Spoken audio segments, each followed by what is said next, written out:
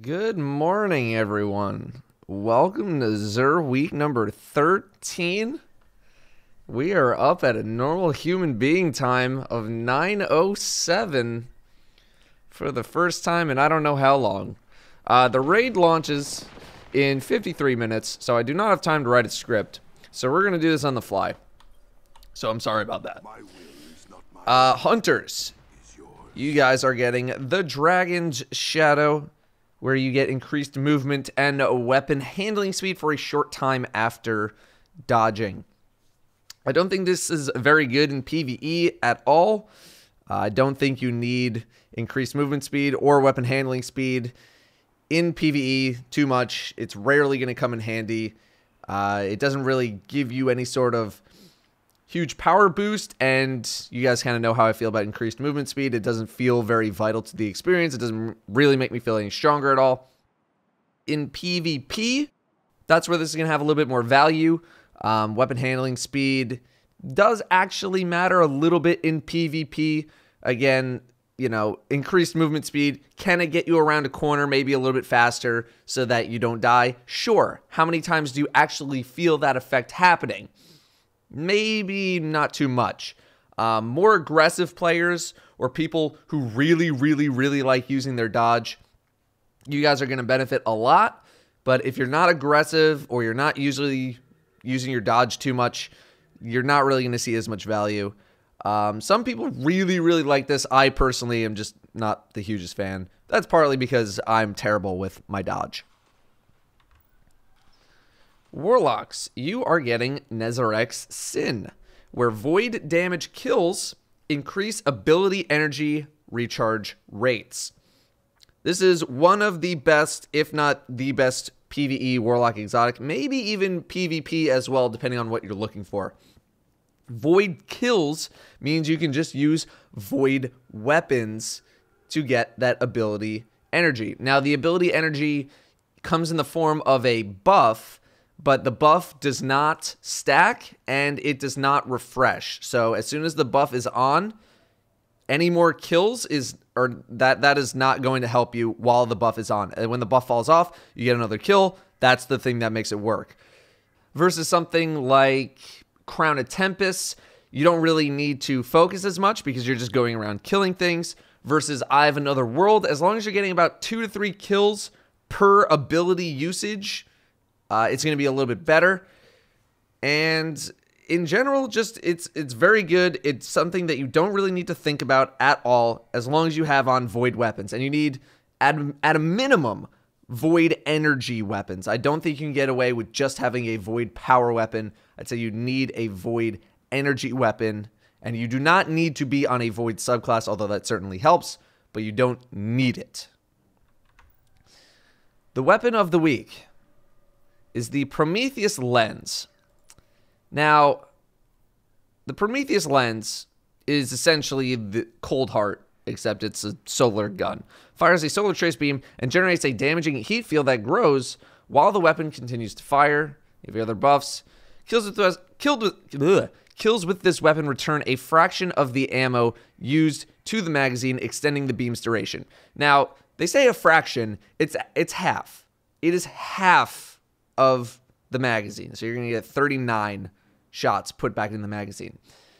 In PvE, I was using this in some heroic strikes, and it was, I was enjoying it. It was melting things pretty well. But the big thing about the Prometheus Lens right now is that it is insanely broken in PvP. 100% broken. It kills in about a quarter of a second, and this is a bug. And Bungie knows it's a bug. And it is being fixed on the 12th, but they did not cancel trials. And so everyone thought that, oh, there's no way that Xur is going to sell Prometheus Lens. And then Bungie comes out on Twitter and says, your move, Prometheus Lens at Xur, go nuts. So now there's not an excuse for anyone wanting to go into PvP without a Prometheus Lens unless you just bought the game today, in which case you're probably not going to be doing PvP anyway. So, should you buy this gun? Yes, you should buy this gun. Should you PvP this weekend without it? No. Do not PvP unless you're using this gun. Now, if you find a lobby where everyone is not using the gun, then sure, maybe don't use it. Keep some honor. But as soon as you see someone with this, you put on your own.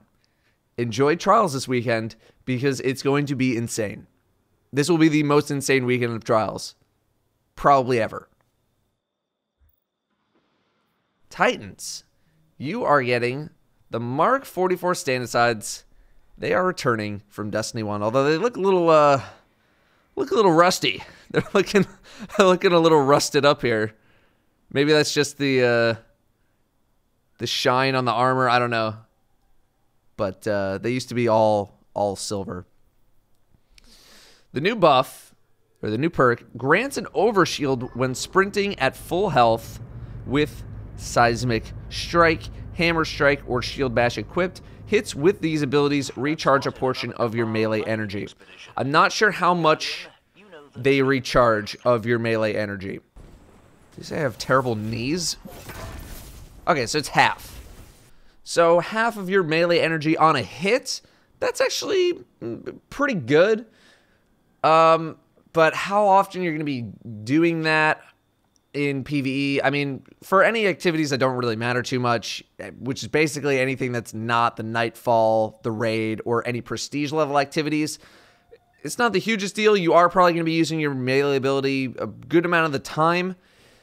But if you're using it with Striker Titan, again, you're probably using Insurmountable Skull Fort.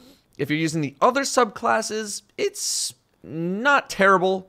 I don't know how good it is outright, but it's not terrible. The overshield thing seems appealing, but you need to be at full health.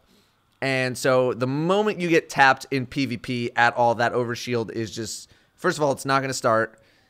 And with recovery rates being kind of slow, it has some potential, but I'm not too sure of it right now. Not too sure. Obviously, anyone watching this video probably has tons of legendary shards already, so you're probably just going to buy it.